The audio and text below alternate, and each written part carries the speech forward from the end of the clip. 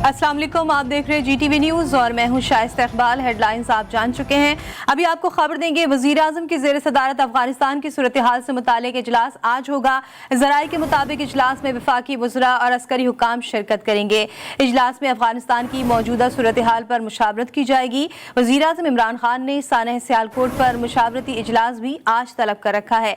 इजलास में सियालकोट जैसे वाक़यात की रोकथाम के लिए हिकमत अमली पर गौर किया जाएगा। वज़ीर आज़म की ज़ेर सदारत अफगानिस्तान की सूरत हाल से मुतालिक इजलास आज होगा।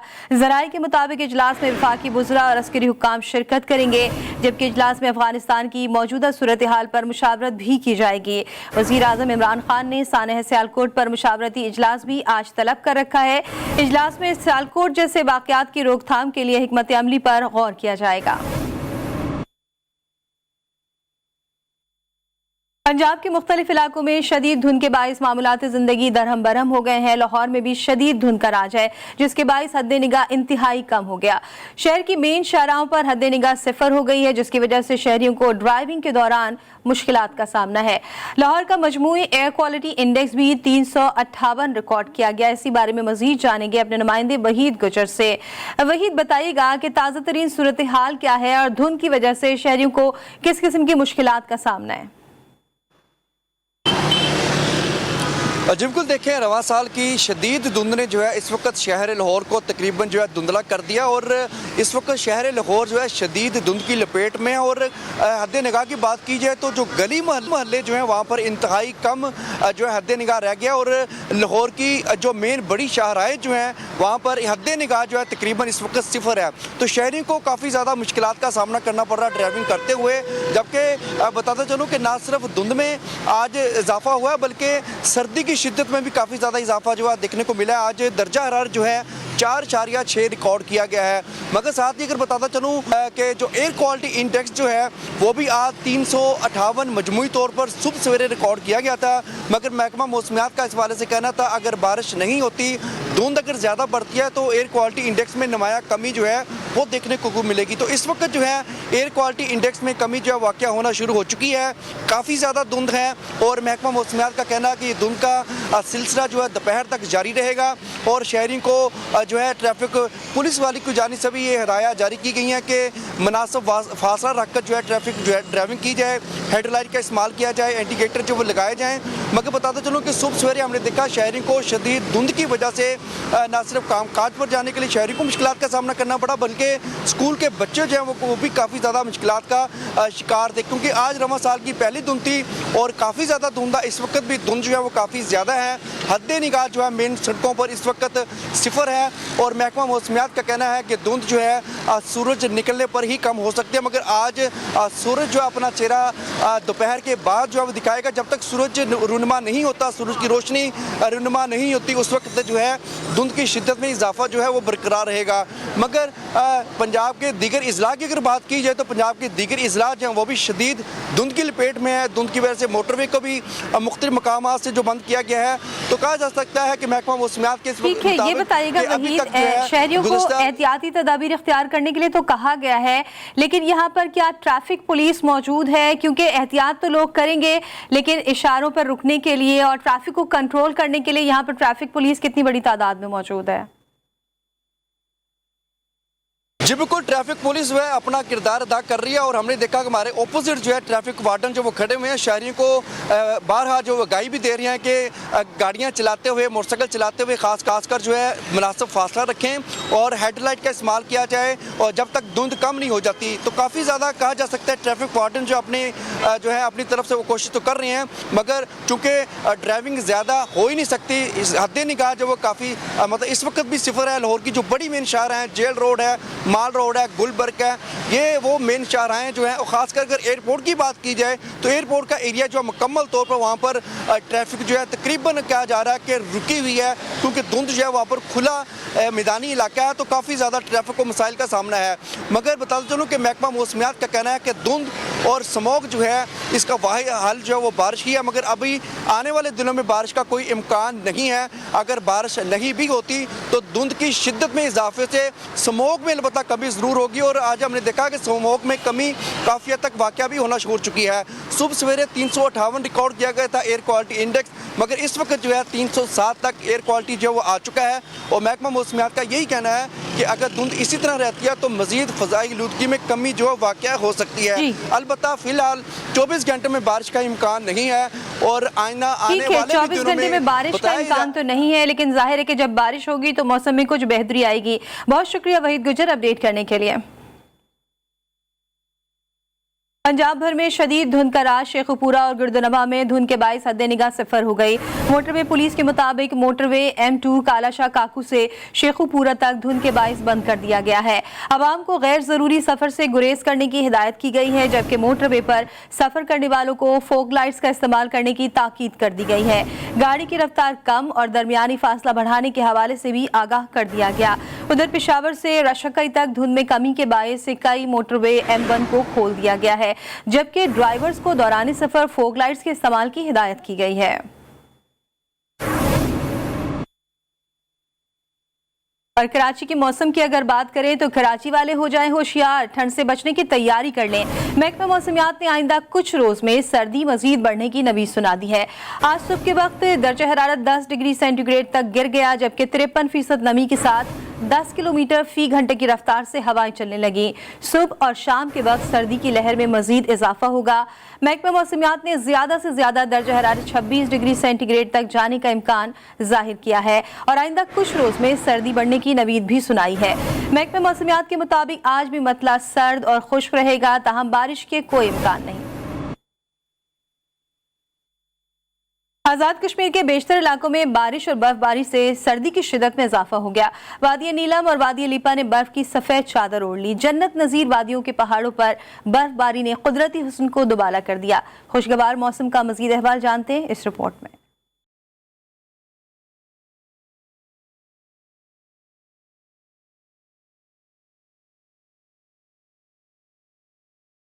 आज़ाद कश्मीर के मुख्तलिफ इलाकों में वक्फे से हल्की और तेज बारिश और पहाड़ों पर बर्फबारी से मौसम मजीद यकबस्ता हो गया। सयाहती मकाम वादी नीलम ने बर्फ की सफेद चादर ओढ़ ली है। जन्नत नजीर वादियों के पहाड़ों पर बर्फबारी ने कुदरती हुस्न को दुबाला कर दिया, जबकि वादी लीपा को 4 चांद लग गए हैं। आज़ाद कश्मीर के पहाड़ी इलाकों में बर्फबारी से नजारे हसीन हो गए हैं। वादी नीलम और लीपा वैली में निजाम जिंदगी शदीद मुतासिर है। दोनों वादियों का बालाई इलाकों समेत मुजफ्फराबाद से जमीनी राब्ता मुनक़ता हो गया है।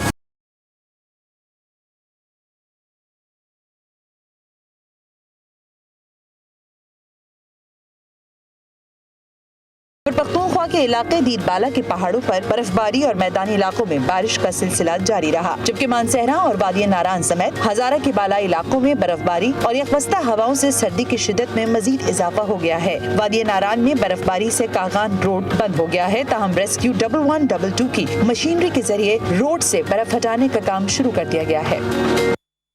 मौसम सरमा में बर्फबारी शुरू होते ही सयाहों ने सवात की हसीन वादी मालम जब्बा का रुख कर लिया। मुल्क के मुख्तलिफ इलाकों से आने वाले सयाह बर्फबारी से लुत्फानंदोज होने के साथ खूब हल्ला गुल्ला करते दिखाई देते हैं। बर्फबारी के दिलफरेब मनाजिर देखते हैं मालम जब्बा से इस रिपोर्ट में।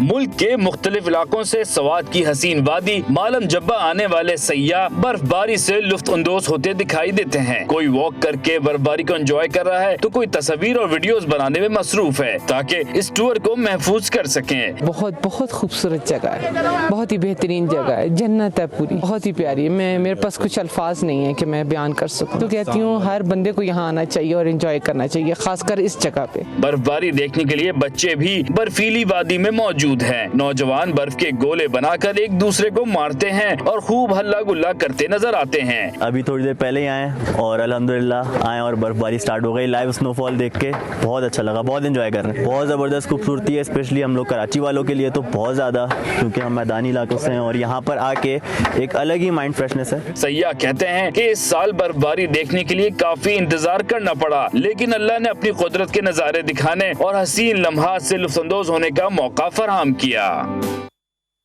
विंटर वेकेशंस कब होंगी, फैसला हो गया। वजारत तालीम ने 25 दिसंबर से 5 जनवरी तक सर्दियों की छुट्टियों का फैसला कर लिया। हातिमी मंजूरी आज बुलाए जाने वाले NCOC इजलास के बाद दी जाएगी।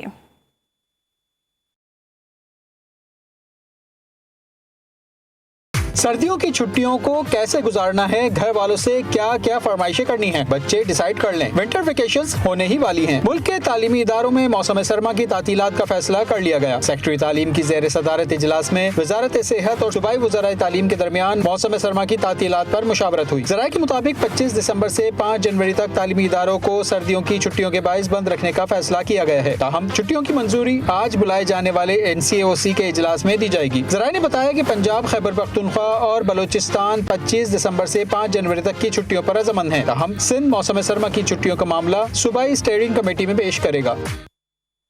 वफाकी वज़ीर तालीम शफकत महमूद ने अपने ट्वीट में कहा कि महकमा तालीम के वफाकी और सूबाई सेक्रेटरीज की आज मुलाकात हुई, जिसमें मौसम सरमा की छुट्टियां 25 दिसंबर से 5 जनवरी तक की तजवीज़ पर इत्तेफाक हुआ है। शफकत महमूद ने बताया कि नोटिफिकेशन सूबाई हुकूमतें जारी करेंगी। और कोयटा के शहरियों को शदीद सर्दी में गैस बहरान का सामना है। शहरी सर्द हवाओं से खुद को महफूज रखने के लिए कोयला जलाने के लिए स्टोव की खरीदारी में मसरूफ हैं। मजीद बता रहे मोहम्मद फैजान खान। जी फैजान।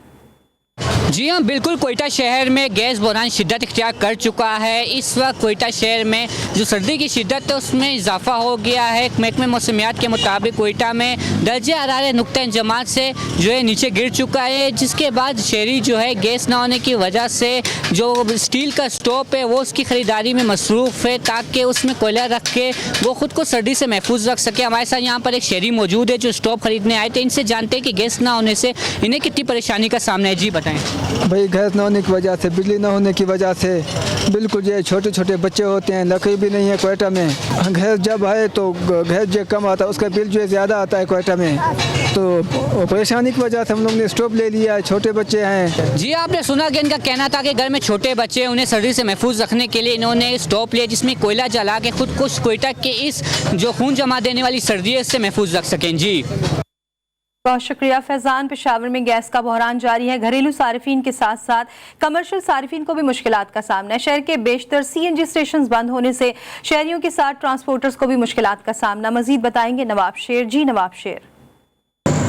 जी बिल्कुल, पेशावर में गैस का बहरान मुसलसल जारी है और शहर के मुतअद्दिद CNG स्टेशन जो है वो गैस ना होने की वजह से बंद हो गए हैं और जो CNG स्टेशन खुले हैं वहाँ पर गाड़ियों की लंबी लंबी कतारें लग गई है, जिसकी वजह से शहरियों और ट्रांसपोर्टरों को शदीद मुश्किलात का सामना करना पड़ रहा है। मेरे साथ कुछ ट्रांसपोर्टर मौजूद है, उनसे बात करते हैं। पहले तो लॉकडाउन था, लॉकडाउन की वजह से हम बहुत जलील और ख़ार हो रहे हैं। अभी जो है ना CNG नहीं है, CNG में तो बहुत मुश्किल है। एक दिन CNG में लैंड में खड़ा होता है और दूसरे दिन जब मजदूरी कर रहे हैं, तो इससे ये तो अच्छा ये पक्का बंद करो या तो CNG हमारे लिए खोलो, क्योंकि घर में जो है ना चूल्हा बंद करो। घर में हम लकड़ी जलाएगा, मगर ये काम जो है ना अभी बच्चे तो मजदूरी मांगता है, पैसे मांगते हैं कि अबू गए हुए मजदूरी के लिए। हम इधर लैंड में खड़ा होता है। एक दिन हमारे इमरान खान से ये दरख्वास्त है कि ये CNG का जल्दी मसला हल करो।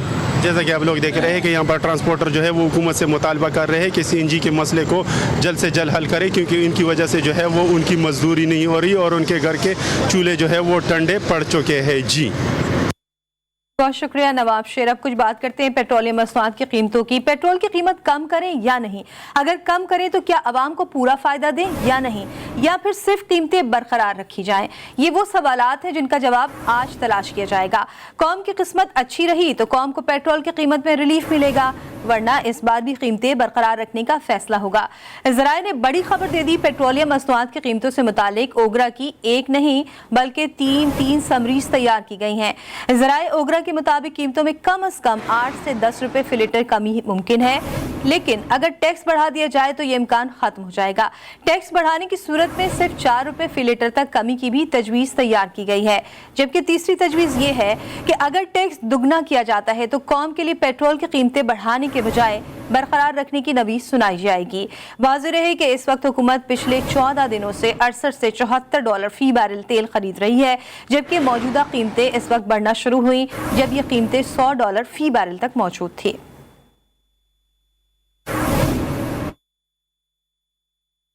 बात करते हैं कोरोना की। मुल्क में कोरोना की लहर दम तोड़ रही है। एनसीओसी के जारी आदाद-ओ-शुमार के मुताबिक गुज़श्ता 24 घंटों के दौरान वबा में मुब्तला मजीद 4 मरीज इंतकाल कर गए, जिसके बाद जाबाक अफराद की तादाद 28,843 हो गई। एक रोज में 370 नए केसेस रिपोर्ट हुए। कोरोना के मस्बत केसेस की शरह 0.82% रिकॉर्ड की गई। और अब खेल के मैदान से आपको खबर दे, कराची में खेले गए दूसरे T20 में पाकिस्तान ने वेस्ट इंडीज को 9 रन से शिकस्त देकर सीरीज में 2-0 की बढ़तरी हासिल कर ली। मेहमान टीम पाकिस्तानी शाहीनों के सामने बेबस नजर आई और 173 रन के हदफ को अबूर करने में नाकाम रही और पूरी टीम 163 रन पर ढेर हो गई।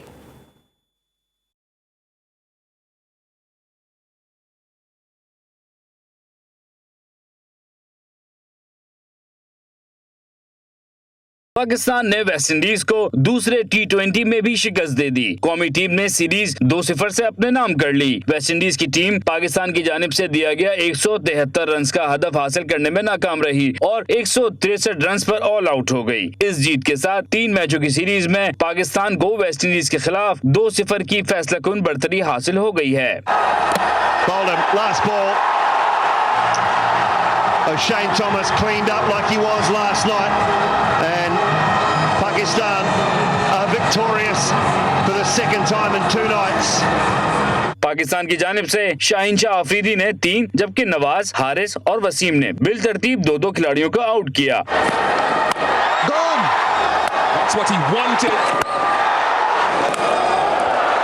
Shaheen Afridi, if it's not Mohamed Wasim. इससे कबल कौमी टीम की जानिब से इनिंग का आगाज बाबर आजम और मोहम्मद रिजवान ने किया। बाबर आजम एक मरतबा फिर बड़ी इनिंग खेलने में नाकाम रहे और 7 रन बनाकर आउट हो गए। रिजवान 38 और हैदर अली 31 रन बनाकर पवेलियन लौटे। शादाब खान और इफ्तिखार अहमद ने भी अच्छी बल्लेबाजी का मुजाहिरा किया।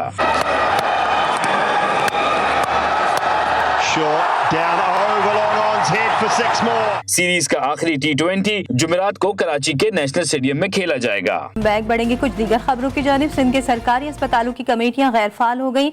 सक्कर के सिविल अस्पताल में अद्वियात का बहरान पैदा हो गया। मजीद बता रहे हैं KB शेख। जी, महकमा सेहत की जानिब से जो ना यहाँ सक्कर सिविल हॉस्पिटल में अदविया न मिलने की वजह से मरीज़ काफ़ी जो ना परेशान है और मरीज़ों का भी यही कहना है कि हम दाखिल तो हैं मगर यहाँ अदविया न मिल रहे हैं, मगर प्राइवेट स्टोरों पर जो ना अदवियात मंगवा के अपना इलाज कराया जा रहा है, जिसकी वजह से काफ़ी जो ना मरीज़ यहाँ से दूर दराज से यहाँ आते हैं। खैर पर दवाइयाँ नहीं मिलने के पर हमारे यहाँ पर अफसर है, उनसे भी पूछते हैं कि यहाँ पर अदविया नहीं मिल रही, क्या वजह है? दवाई का जो शिकायत है, मैंने खुद पर्सनली विजिट किया है। पहले तो कुछ इशू थे गवर्नमेंट के फंड्स के, वो फंड्स अभी रिलीज हो गए हैं और दवाई जो इशू थे वो काफ़ी हद तक हल हो गए हैं। अल्टीमेटली जो है CRC जो कमेटी है वो काम कर रही है, वो जब तक फाइनलाइज हो जाएगी तो जो बकाया कमी है दवाई की वो पूरी हो जाएगी। जिनका यही कहना है कि यहाँ पर कमेटी है वो भी अभी काम नहीं किया है क्योंकि गैर फाल रह गई है और CRC जो कमेटी है वो 1.5 माह से तकरीबन डिले की वजह से यहाँ पर जो सिंध में जो वो अदविया न मिलने की वजह से काफ़ी परेशानी है। जी, अभिषेक, अपडेट करने के लिए आपका शुक्रिया। इस्लामाबाद के पोश इलाके में CDA की जानिब से आए रोज सड़कों की मरम्मत का काम शुरू तो किया जाता है, लेकिन कुछ सेक्टर्स ताहाल तवज्जो के मुंतज़िर हैं। H11 की सड़कें टूट फूट का शिकार हैं। मजीद बताएंगे इसी बारे में सालेह अब्बासी। जी सालेह। जी बिल्कुल, वफाकी दारुल हुकूमत में CDA हुकाम शहर के पोश इलाकों में तो सड़कें रोज़ उखेड़ कर नई कारपेटिंग का जो है वो सिलसिला शुरू करते हैं, लेकिन इस्लामाबाद के नवाही इलाके और बिलखुसूस कुछ ऐसे सेक्टर्स हैं जो आज तक जो है वो CDA हुकाम की तवज्जो के मुंतज़िर हैं। मैं इस वक्त इस्लामाबाद के सेक्टर H11 में मौजूद हूँ और ये सेक्टर जो है यहाँ पे कॉलेजेस, यूनिवर्सिटीज़ और जो स्कूल्स हैं उसका इसको हब समझा जाता है, लेकिन यहाँ CDA हुकाम रोड्स की मुरम्मत में जो है वो संजीदगी नहीं दिखा रहे। मेरे कैमरामैन आपको दिखा सकते हैं कि मेरे अकब में ये रोड जो है इसमें जा बजा खड्डे हैं। रोड की जो हालत है वो नागुफ्ता बे है। यहाँ से तुलबा को गुजरते हुए और जो मुलाजमीन हैं उनको दफातर आना जाना उनका नहायत जो है वो मुश्किल हो गया है।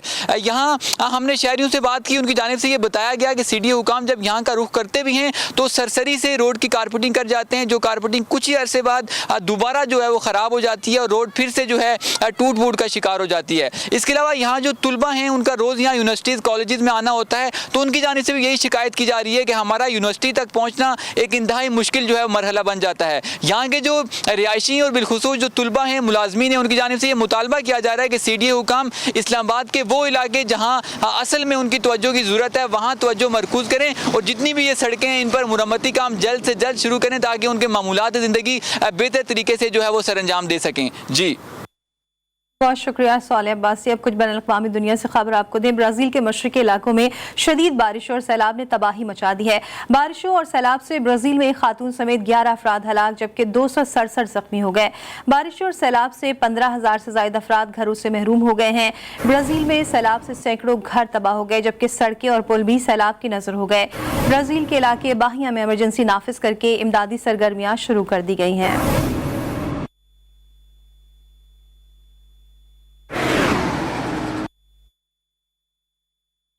बात करेंगे चित्राल की, जहां पर क्रश प्लांट की बंदिश से सैकड़ों मजदूर फाका कशी पर मजबूर हो गए हैं। प्लांट की बंदिश से सरकारी और गैर सरकारी सतह पर होने वाले तामीराती काम भी मुतासर हो रहे हैं। खुसूसी रिपोर्ट देखते हैं इस हवाले से।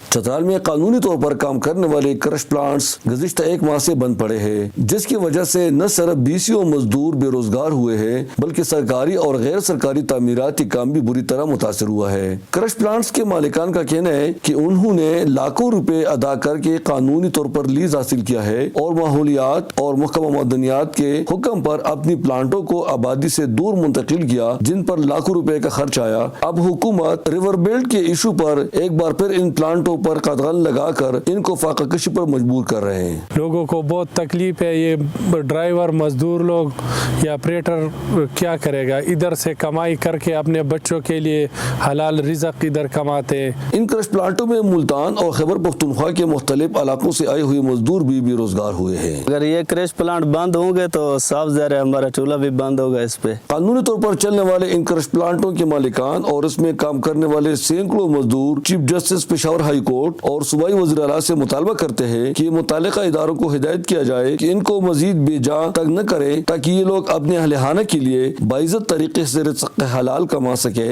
और इनको बेरोजगार करके फाका कशी पर मजबूर न किया जाए।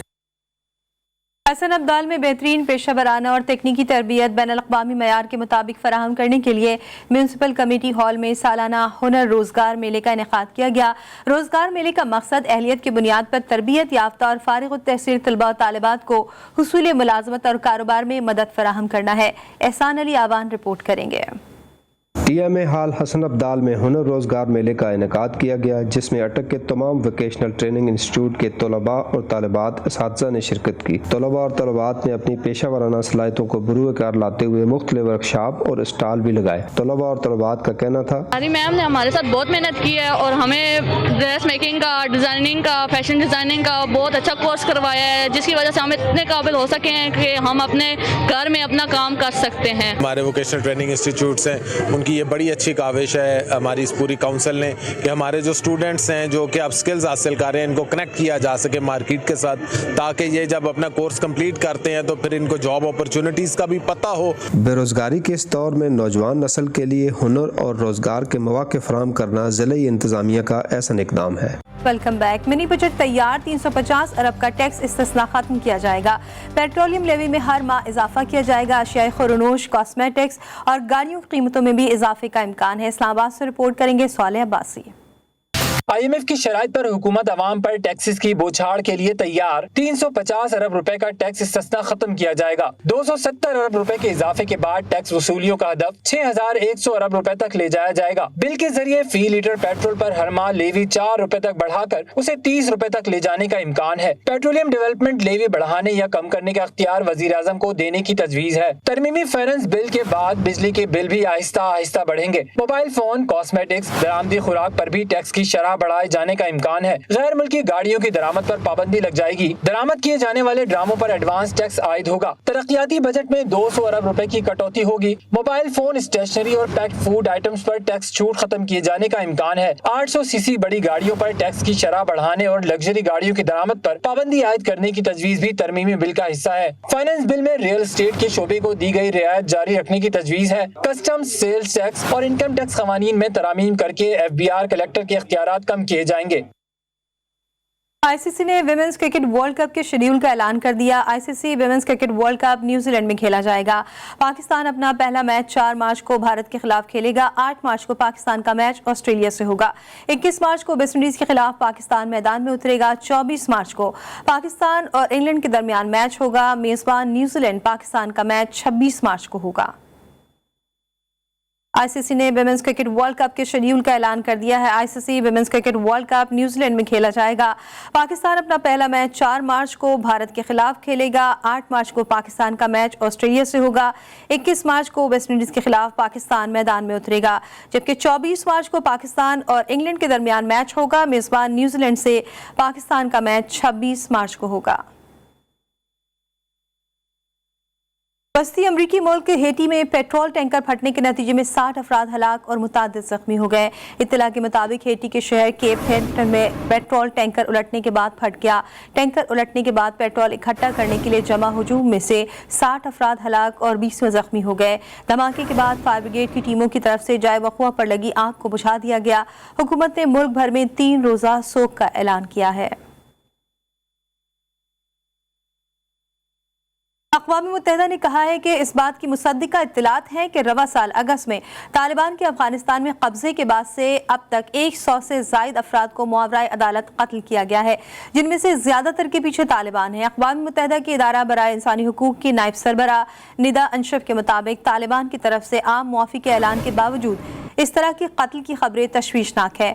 उन्हें अफगान के साबिका हिफाजती क़ुव्वतों के अरकान के 1 से ज़ायद अफराद को कत्ल किए जाने की इत्तलात मिली हैं, जिनमें से कम अज़ कम 72 को तालिबान की तरफ से कत्ल किया गया है। ईरान ने वियना में एटमी डील पर जारी मुज़ाकरात में मगरबी सफारतकारों पर इल्ज़ाम तराशी का इल्ज़ाम लगाया। चीफ मुज़ाकरातकार अली बाकरी ने कहा कि हमने तामीरी और लचकदार रवैया अपनाया, लेकिन वाज़ेह कर दें सिफारतकारी 2 तरफ़ा अमल है। ईरानी मीडिया ने वियना में जारी 7वें राउंड के दूसरे मरहले में डेडलॉक की खबरों की नफ़ी कर दी। मज़ीद तफ़सीलात इस रिपोर्ट में।